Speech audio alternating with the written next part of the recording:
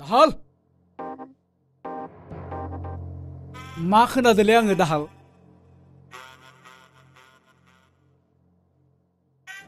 माथो आलाय सिलाय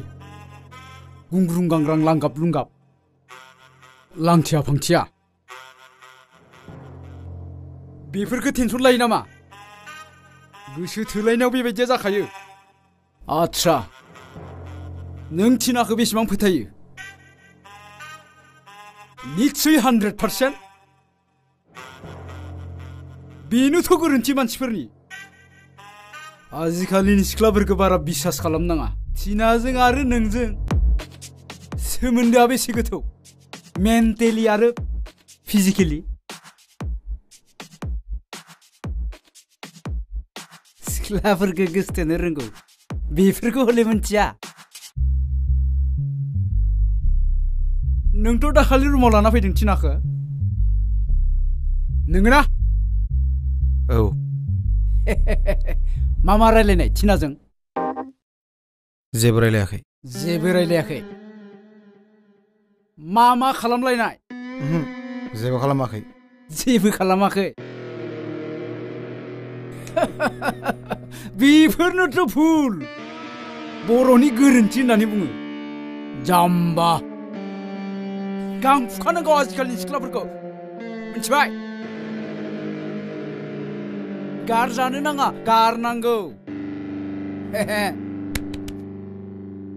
बुजियाखै नों दाखो आजिखालि गोसथोलायोब्ला बेखौ डकुमेन्टेसन खालामना दोननांगौ जाम्बा बेखौनो बुङो गां फुनाय मिथिबाय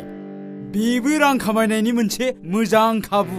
आजिखालि बिदिनो ब्लेकमेलिं खालामो मानसिफ्रा जाम्बा थगायनो फैदों नोङो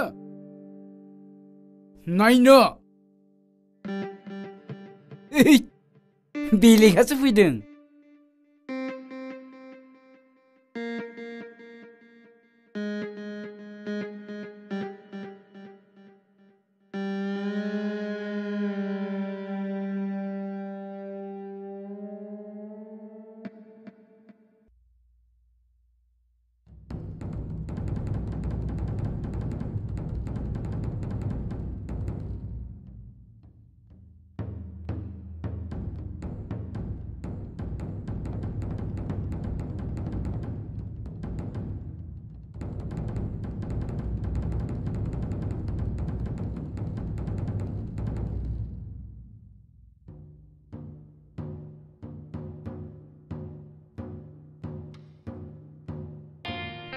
मा बिलाय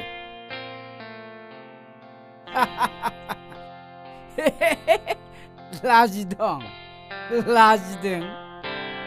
गोसथोलायनो रोंगौ खुदुमलायनो रोंगौ लाजिबा जागोन नामा जेबो टेनसन लानो नाङा टिनाखौ मोननांगौबा बे बुस्थुआनो नोंनो टिनाखौ होफैगोन बिस मुलिफोर लोंदों नामा बुरबक नारें खाजिया जाना था